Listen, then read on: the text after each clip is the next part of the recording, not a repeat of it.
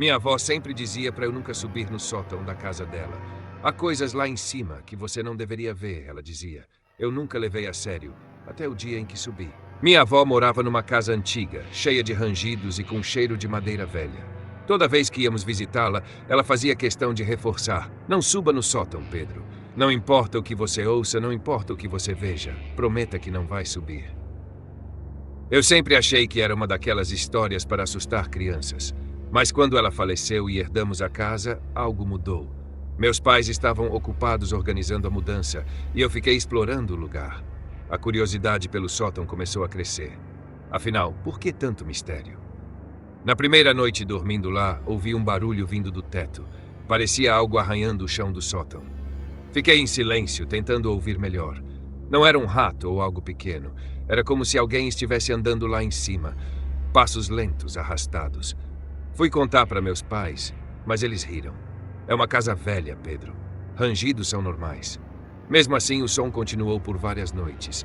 Passos, arranhões e às vezes algo que parecia um riso abafado. Numa manhã decidi subir. Esperei meus pais saírem e peguei a chave que minha avó escondia no armário da cozinha. Subi as escadas que levavam ao sótão, cada degrau rangendo como se a casa estivesse avisando para eu parar. A porta do sótão estava pesada e um cheiro forte de mofo e algo podre escapou assim que abri. A luz fraca que entrava pela pequena janela iluminava um quarto estranho, cheio de brinquedos antigos, bonecas com olhos faltando e móveis empoeirados. No canto havia um espelho grande, com o vidro rachado. Enquanto eu caminhava pelo lugar, ouvi um som. Um choro baixo, vindo de trás de uma arca de madeira. Meu coração disparou, mas continuei. Quando cheguei perto, o choro parou e uma risada ecoou pelo sótão. Olhei para o espelho e senti meu sangue gelar. Meu reflexo não estava me imitando. Ele estava parado, me olhando fixamente, com um sorriso que não era meu. Dei um passo para trás, mas o reflexo permaneceu ali me observando. Então ele falou: "Você não deveria ter vindo aqui." Eu corri escada abaixo, trancando a porta do sótão atrás de mim. Contei tudo para meus pais, mas eles acharam que eu estava inventando coisas por causa do luto pela minha avó. Naquela noite, os barulhos no sótão ficaram mais altos.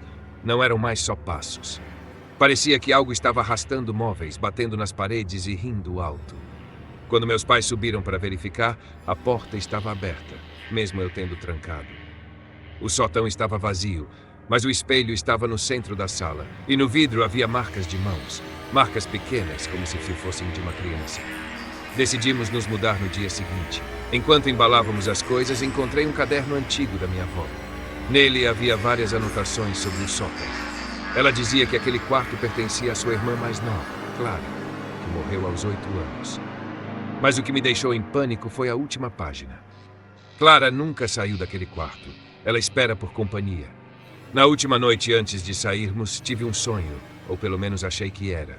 No sonho eu estava no sótão e Clara estava lá. Era uma menina pálida, com cabelos desgrenhados e olhos escuros. Ela segurava uma boneca e sussurrava: "Por que você vai embora? Fique comigo." Quando acordei, havia algo ao lado da minha cama, a boneca que Clara segurava no sonho. Nós nos mudamos, mas até hoje, quando fecho os olhos, ainda ouço o som de passos e risadas vindo do sótão. Às vezes, quando estou sozinho, sinto como se alguém estivesse me observando. Talvez Clara tenha encontrado uma maneira de sair. Eu sou motorista de caminhão há 15 anos. Já passei por tempestades, deslizamentos e até acidentes, mas nunca senti tanto medo quanto naquela noite em que entrei na Estrada 17. A Estrada 17 tinha fama de ser perigosa, não apenas pelo asfalto mal conservado, mas porque muitos motoristas desapareciam ou eram encontrados mortos em circunstâncias estranhas. Eu nunca acreditei nessas histórias. Sempre pensei que eram desculpas de gente imprudente. Mas naquela noite, algo me fez mudar de ideia.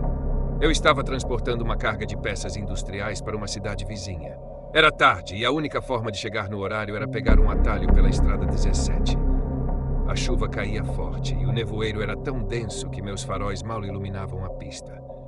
Mesmo assim, eu continuei. Depois de alguns minutos, notei que estava completamente sozinho. Não havia carros vindo na direção oposta e o rádio parou de funcionar, emitindo apenas estática. Tentei ajustar as estações, mas nada. Foi então que vi algo na beira da estrada. Era uma mulher parada debaixo da chuva. Ela estava imóvel, com os braços caídos e o rosto virado na minha direção. O que me deixou inquieto foi que seus olhos eram vazios, sem pupilas, como se fossem feitos de vidro. Eu desviei o olhar e acelerei, mas, alguns metros à frente, ela estava lá de novo. Exatamente igual, no mesmo lugar. Meus pelos se arrepiaram. Eu sabia que aquilo não era normal. Continuei dirigindo, tentando ignorar a sensação de estar sendo observado, até que de repente ela apareceu no meio da estrada.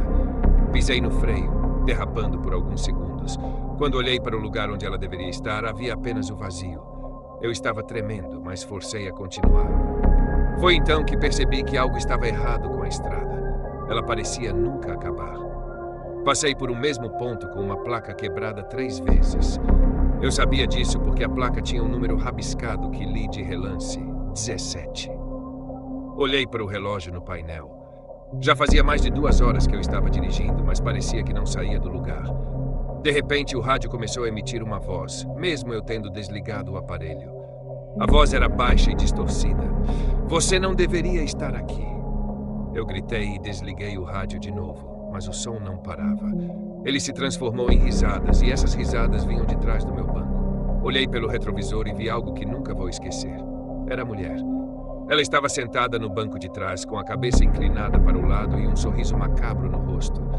Eu desviei o caminhão bruscamente e quase capotei. Quando olhei de novo, ela tinha desaparecido. Minha respiração estava descontrolada, mas não havia tempo para me acalmar. O motor do caminhão começou a falhar. As luzes piscavam e o velocímetro girava descontroladamente, marcando números impossíveis. Quando tudo parou, eu não estava mais na estrada como a conhecia. O asfalto havia desaparecido e ao meu redor só havia nevoeiro. Não havia árvores, postes ou qualquer sinal de vida. Apenas um silêncio ensurdecedor. Eu saí do caminhão, mas o chão parecia estranho, como se fosse feito de areia movediça.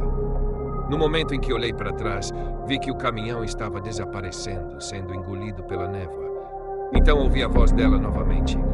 Você achou que poderia escapar? Ninguém escapa daqui. Ela apareceu na minha frente, mas agora não estava sozinha. Atrás dela havia várias figuras, todas deformadas, com rostos derretidos e corpos torcidos. Eles começaram a se aproximar e eu não conseguia me mover. A última coisa que lembro antes de desmaiar foi o som de risadas e uma voz masculina dizendo: "Bem-vindo, agora você faz parte da estrada." Acordei em um hospital semanas depois. Meu caminhão foi encontrado capotado na beira da estrada 17, mas o estranho é que eu não tinha nenhum ferimento.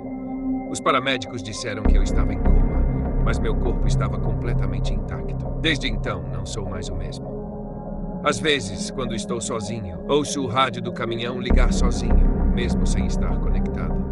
Sempre é a mesma voz, sussurrando: "Você nunca saiu, Ricardo, você ainda está aqui." E se você um dia precisar dirigir pela estrada 17, lembre-se, se o rádio começar a tocar sozinho, ou se você vir alguém parado na estrada, não olhe para trás. Nunca olhe para trás. Eu tinha 7 anos quando comecei a ouvir a voz de uma mulher no meu quarto à noite. No início achei que era minha imaginação, mas tudo mudou quando ela disse meu nome. Tudo começou com um sussurro. Era tão baixo que eu não sabia se era um sonho ou minha mente pregando peças. Era apenas uma voz feminina, dizendo coisas incompreensíveis. Isso aconteceu por 3 noites seguidas. Na 4ª noite, as palavras ficaram claras. "Lucas, você me ouve?" Eu congelei. Como ela sabia meu nome? Minha cama ficava encostada na parede e o som parecia vir do canto do quarto, perto do guarda-roupa. Quando olhei na direção da voz, tudo parecia normal, mas eu não conseguia me mover. Na manhã seguinte, contei à minha mãe. Ela disse que eu tinha assistido muitos filmes antes de dormir. Meu pai zombou e disse que era coisa de criança, mas aquilo não parecia brincadeira. Naquela mesma noite, a voz voltou. Desta vez era diferente, mais baixa, mais próxima. "Você está sozinho, Lucas. Eu posso te ajudar." Eu gritei. Meus pais vieram correndo, mas quando entraram, tudo estava silencioso. Minha mãe me abraçou, mas meu pai ficou irritado, dizendo que eu precisava crescer e parar com as histórias. As noites seguintes foram ainda piores. A voz parou de sussurrar e começou a rir. Um riso distorcido, como se tivesse eco dentro de si mesmo. Eu comecei a ter pesadelos. Sonhava com uma mulher de pele pálida, cabelos pretos desgrenhados, olhos fundos e vazios, que se arrastava no chão até minha cama. Quando acordava, tinha certeza de que ela ainda estava lá. Uma madrugada, eu acordei sentindo algo gelado na minha mão. Quando abri os olhos, ela estava lá, sentada no pé da cama. A pele dela parecia de cera, e seu rosto estava parcialmente derretido, como se tivesse sido queimado. Seus lábios mal se moviam, mas eu a ouvi claramente. Ele vai te pegar também. Eu gritei com todas as minhas forças. Meus pais entraram correndo, acenderam a luz e ela havia desaparecido.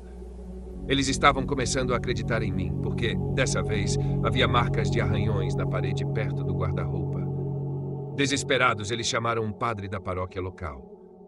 O homem, de aparência calma, entrou no meu quarto com água benta e começou a rezar. Mas ele parou no meio do ritual. Sua expressão mudou. Ele olhou para o guarda-roupa e murmurou: "Algo está errado aqui." Ele abriu as portas do guarda-roupa e ficou paralisado. Lá dentro, haviam marcas de unhas arranhadas, como se algo ou alguém tivesse tentado sair. Havia também um cheiro insuportável de carne podre. O padre nos aconselhou a sair de casa por alguns dias, enquanto ele fazia uma limpeza espiritual. Ficamos na casa da minha avó, mas as coisas pioraram. Eu comecei a ouvir a voz na casa dela também. "Você não pode fugir, Lucas, ele está vindo." Quando voltei para casa, o padre parecia diferente. Ele estava pálido, tremendo. Ele nos contou que durante a limpeza sentiu uma presença forte e foi atacado. Disse que o que estava ali não era humano. Era algo antigo e cheio de ódio. Ele nos alertou: "Vocês precisam sair desta casa agora." Naquela noite, enquanto arrumávamos as malas, ouvimos um estrondo vindo do meu quarto. Corremos para lá e encontramos o guarda-roupa jogado no chão, como se algo tivesse saído de dentro dele. A parede atrás estava coberta de arranhões e palavras escritas em algo que parecia sangue. "Ele está aqui." Nos mudamos no dia seguinte, mas a entidade nos seguiu. Na casa nova, os sussurros continuaram. Eu comecei a ter lapsos de memória e acordava em lugares diferentes, sem saber como cheguei lá. Uma vez, minha mãe me encontrou sentado no chão do banheiro, olhando para o espelho e repetindo: "Ele está aqui, ele está aqui." Fomos buscar a ajuda de um especialista em casos sobrenaturais. Ele explicou que a mulher era apenas um aviso, uma isca. A verdadeira ameaça era a entidade que ela mencionava, um espírito vingativo que se alimentava de medo. Ele nos deu um ritual para tentar selá-lo, mas avisou que não seria fácil. No dia do ritual, enquanto o especialista entoava palavras em uma língua desconhecida, eu vi a mulher de novo. Ela estava no canto da sala, sorrindo, e apontou para algo atrás de mim. Quando me virei, vi uma figura alta com olhos brilhantes e um sorriso distorcido, estendendo a mão para mim. A última coisa que lembro antes de desmaiar foi a voz dele, profunda e gutural, dizendo: "Você é meu agora." Depois daquele dia, nunca mais ouvimos a voz da mulher. Mas às vezes, à noite, eu sinto um frio estranho e vejo sombras que não deveriam estar lá. Tenho medo de que ele ainda esteja esperando. E se você acha que isso é só uma história, pergunte-se: será que ele já escolheu você também?